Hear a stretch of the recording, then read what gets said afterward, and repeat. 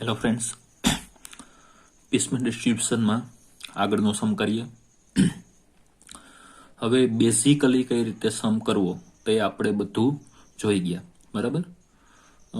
આ જે થર્ડ ઇલ્યુસ્ટ્રેશન છે તે મોસ્ટ ઇમ્પોર્ટન્ટ અને મોટા ભાગના પોઈન્ટ્સ આમાં કવર થઈ જશે. ઘણા બધા નવા પોઈન્ટ પણ આમાં આવે છે, બરાબર.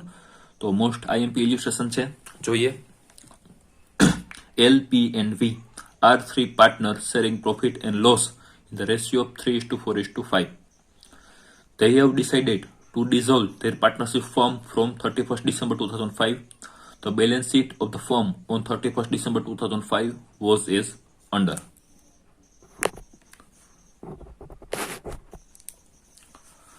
બેલેન્સ શીટ આપેલી છે. લાયબિલિટી કેપિટલમાં L, P and V 20, 20 and 20 total 60,000 capital આપેલી છે.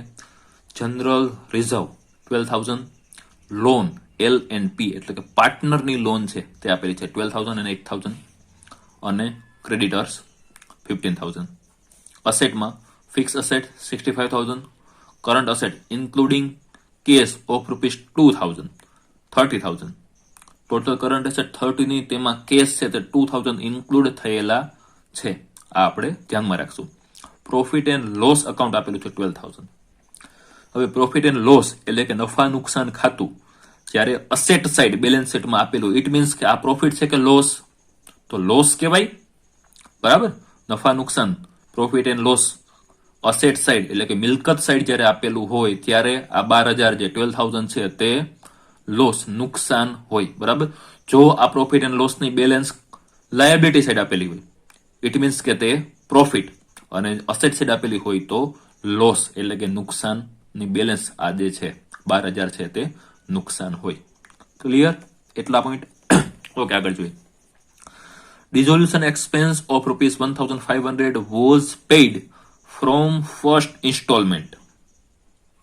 ડિઝોલ્યુશન વિસર્જન ખર્ચ 1,500 આપેલો છે અને ડાયરેક્ટલી આપણને કીધેલું છે કે તે ફર્સ્ટ ઇન્સ્ટોલમેન્ટમાંથી આપણે તેનું પેમેન્ટ કરશું. આગળના ઇલ્યુસ્ટ્રેશનમાં આપણને કીધું હતું કે 3,000 આપણે એક્સપેક્ટેડ અંદાજિત ખર્ચો છે તે ધાર્યો તો અને એકચ્યુઅલ ખર્ચો છે તે અલગ છે. તો અહીંયા એવું કંઈ નથી, ડાયરેક્ટલી આપણને કીધું છે 1,500 અને ફર્સ્ટ ઇન્સ્ટોલમેન્ટમાંથી પેઇડ કરવાનું. તો આપણને જે પ્રમાણે કીધું છે ક્વેશ્ચનમાં તે પ્રમાણે આપણે કરશું. ડાયરેક્ટલી 1,500 ફર્સ્ટ ઇન્સ્ટોલમેન્ટમાંથી આપી દેશું, બરાબર. આમાં કંઈ અલગથી રિઝર્વ રાખવાની એવું કંઈ જરૂર નથી. Okay. Gradual realisation from asset was as below. First instalment 13,500, second installment 11,000, third installment 25,000, fourth installment 24,000. So the piecemeal distribution of cash among partners. આ પ્રમાણે આપણને ક્વેશ્ચન આપેલો છે, બરાબર. તો એનું કેલ્ક્યુલેશન કઈ રીતે કરવું તે જોઈએ. ફર્સ્ટ ઓફ ઓલ આપણે ફ્રેન્ડ્સ એડજસ્ટેડ કેપિટલ છે તે ફાઇન્ડ કરશું. શરૂઆતમાં આપણે વાત કરી હતી, બરાબર. અને ત્યારે મેં કીધું હતું કે આગળ જ્યારે એડજસ્ટેડ કેપિટલનો પોઈન્ટ આવશે ત્યારે આપણે આ જોશું.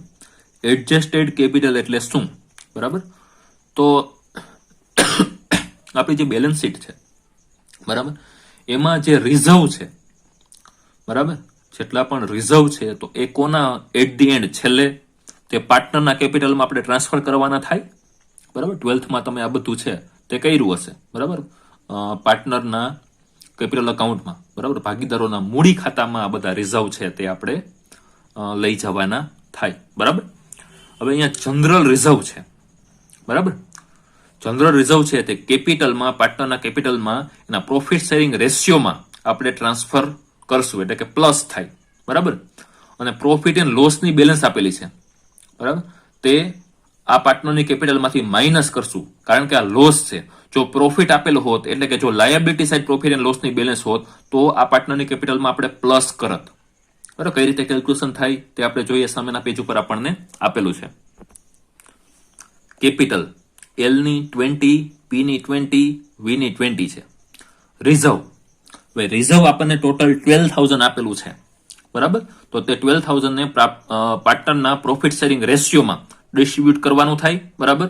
તો 3,000, 4,000 અને 5,000 તેના પ્રોફિટ શેરિંગ રેશિયોમાં ડિસ્ટ્રીબ્યુટ કરો રિઝર્વને, એટલે આ પ્રમાણે કેલ્ક્યુલેટ કરવાનું થાય, બરાબર.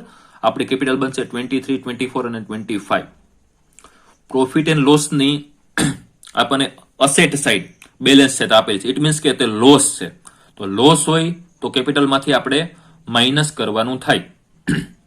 બરાબર. લોસ પણ ટોટલ આપણને 12,000 આપેલો છે. બરાબર. તેને પ્રોફિટ શેરિંગ રેશિયોમાં ડિસ્ટ્રીબ્યુટ કરો તો 3,000, 4,000 અને 5,000 એ માઇનસ કરવાના થાય. તો એડજસ્ટેડ કેપિટલ આપણને મળે 20,000, 20,000 અને 20,000. ઓરિજિનલ જે હતી એ જ આવી. જરૂરી નથી કે ઓરિજિનલ જે હોય એ જ આવે. અહીંયા તો શું છે કે રિઝર્વ અને પ્રોફિટ એન્ડ લોસ બંનેની બેલેન્સ એક સરખી છે. બરાબર. એટલા માટે પાછી એડજસ્ટેડ કેપિટલ 20 આવી. બાકી XYZ જે પણ આપણને રિઝર્વની અમાઉન્ટ આપેલી હોય, બરાબર, તે પ્લસ કરવાની થાય કેપિટલમાં, પ્રોફિટ શેરિંગ રેશિયોમાં. પ્રોફિટ એન્ડ લોસની આપણને લોસ આપેલું છે, અસેટ સાઈડ આપેલું છે, ઇટ મીન્સ કે લોસ આપેલો છે. બરાબર. તો માઇનસ કરવાનું થાય જો પ્રોફિટ એટલે કે લાયબિલિટી સાઈડ જો આની બેલેન્સ આપેલી હોય તો પ્રોફિટ હોય, અને જો પ્રોફિટ હોય તો અહીંયા પ્લસ કરવાનું થાય, માઇનસ નહીં. બરાબર. અત્યારે લોસ છે તો આપણે માઇનસ કરેલું છે. જે ફિગર આવે પ્લસ માઇનસ કરતા તેને કહેવાય એડજસ્ટેડ કેપિટલ. અને એડજસ્ટેડ કેપિટલ આપણને મળી તે પછી આપણે સરપ્લસ કેપિટલ આના ઉપરથી ફાઇન્ડ કરવાની થાય. જે આપણે આગળના ઇલ્યુસ્ટ્રેશનમાં ઘણા બધા જે આગળના આપણે 2-3 ઇલ્યુસ્ટ્રેશન કર્યા તો તેમાં આપણે ફાઇન્ડ કર્યું છે. સેમ એ જ પ્રમાણે ફાઇન્ડ કરવાનું રહે. Okay, clear. આ પ્રમાણે એડજસ્ટેડ કેપિટલ છે તે ફાઇન્ડ કરવાની રહે. આ એક નવો પોઈન્ટ હતો આ થર્ડ ઇલ્યુસ્ટ્રેશનમાં. ઓકે, આગળ જોઈએ.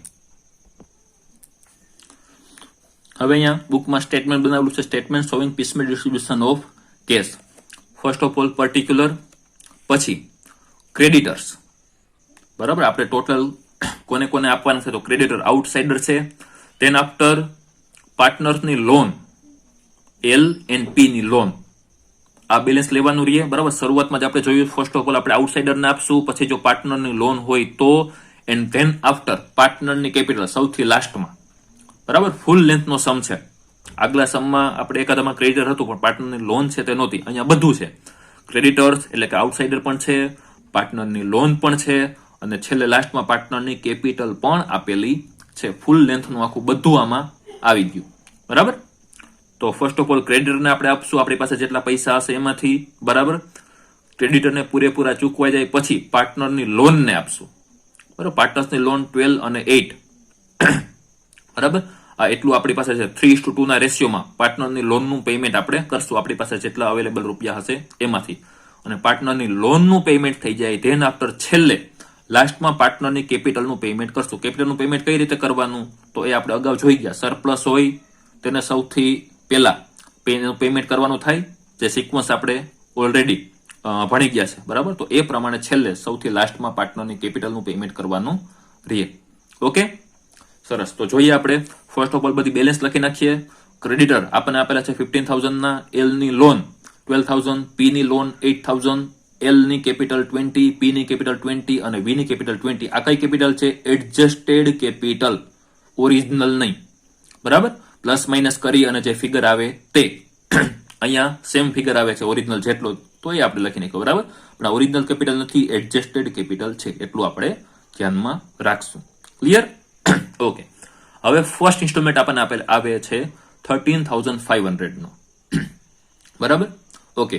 અસેટ આપણે વેચી તો આપણને ફર્સ્ટ ઇન્સ્ટોલમેન્ટ મળ્યો 13,500 નો. હવે આપણને બેલેન્સ શીટમાં કીધેલું છે કે કરંટ અસેટ ટોટલ 30,000 ની આપેલી છે અને એમાં કેશ કેટલાની છે? 2,000 ની. બરાબર. તો અસેટ વેચી એના 13,500 આપણે આવ્યા અને ઓલરેડી આપણી પાસે 2,000 અવેલેબલ હતા જ. તો ટોટલ આપણી પાસે અવેલેબલ કેશ કેટલી થઈ? 15,500.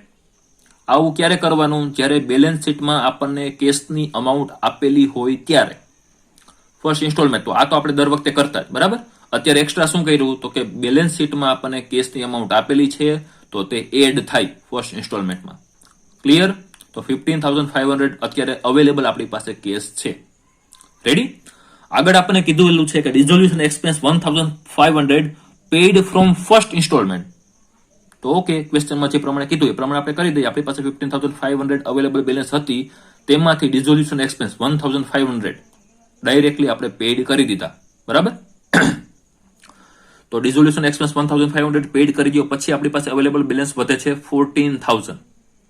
બરાબર. 15,500 માઇનસ 1,500 ડિઝોલ્યુશન એક્સપેન્સ.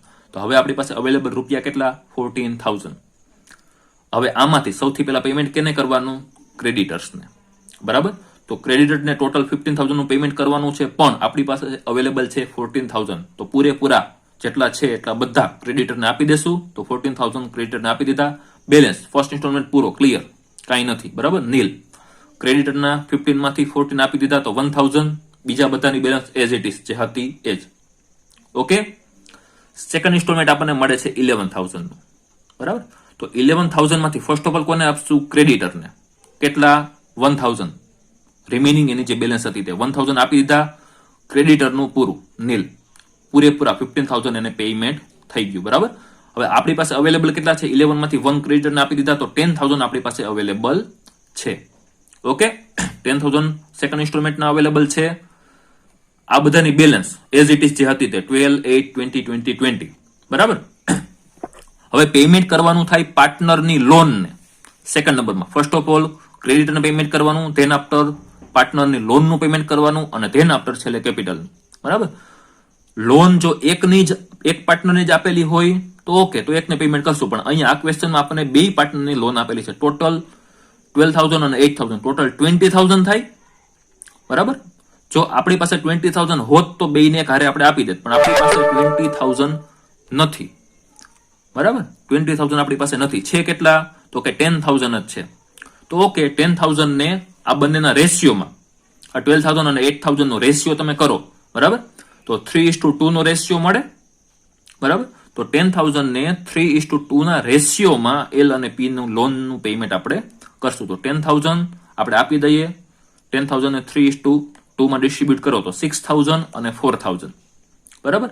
અને 12,000 આપવાના હતા, આપણી પાસે પૂરેપૂરા નહોતા તો એને 6,000 આપ્યા, બરાબર. તેની બેલેન્સ વધે 6,000. સેકન્ડ ઇન્સ્ટોલમેન્ટ પૂરો, 10 - 10. એલ ની લોનની બેલેન્સ 12 - 6 એટલે 6,000. પી ની લોન 8,000, એમાંથી 4,000 નું પેમેન્ટ થઈ ગયું, તો 4,000. કેપિટલ એઝ ઇટ ઇઝ જેટલી છે એટલી ને એટલે કેપિટલનું આપણે કઈ પેમેન્ટ કરેલું નથી. ક્લિયર? 10,000 આપણી પાસે અવેલેબલ હતી. પૂરેપૂરી લોન આપણે પેમેન્ટ કરી શકીએ તેમ નથી, તો લોનનો જે રેશિયો છે 12:8, બરાબર, એટલે કે 3:2 આ રેશિયોમાં પેમેન્ટ કરવાનું થાય. રેડી? તો હજી લોનના આના 6,000 બાકી, આના 4,000 બાકી, અને કેપિટલ પૂરેપૂરી પેમેન્ટ કરવાનું બાકી છે. ઓકે. નાવ થર્ડ ઇન્સ્ટોલમેન્ટ આપણને મળે છે 25,000, બરાબર. હવે લોન કેટલી બાકી છે? પી ની 6,000, બરાબર, અને સોરી એલ ને 6,000 અને પી ની 4,000, ટોટલ 10,000 લોનનું પેમેન્ટ કરવાનું બાકી છે. આપણી પાસે હવે ઇનફ અવેલેબલ બેલેન્સ છે 25.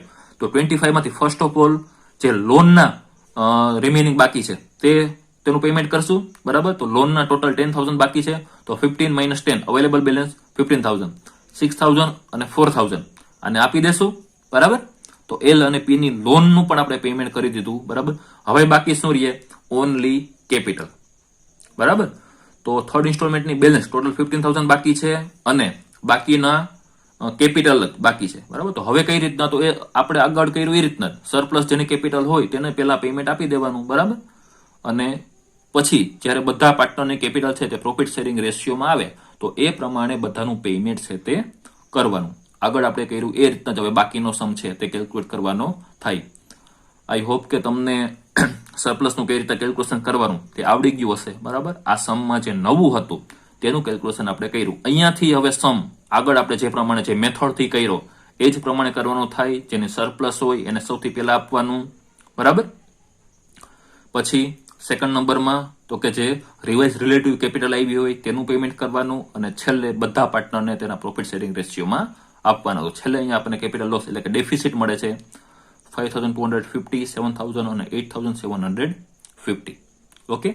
તો આ પ્રમાણે આખો સમ છે તે કરવાનો થાય. અહીંયાથી એઝ ઇટ ઇઝ આગળ આપણે જે સમ કર્યા તે પ્રમાણે કેલ્ક્યુલેશન કરવાનું થાય. તમારાથી ન થાય આ કેલ્ક્યુલેશન તો કમેન્ટમાં અથવા તો પર્સનલી મેસેજ કરીને કહેજો, આપણે તેનું સોલ્યુશન છે તે કરશું. પણ આઈ હોપ કે એકદમ ઇઝી છે, તમારાથી થઈ જશે. Okay, thank you.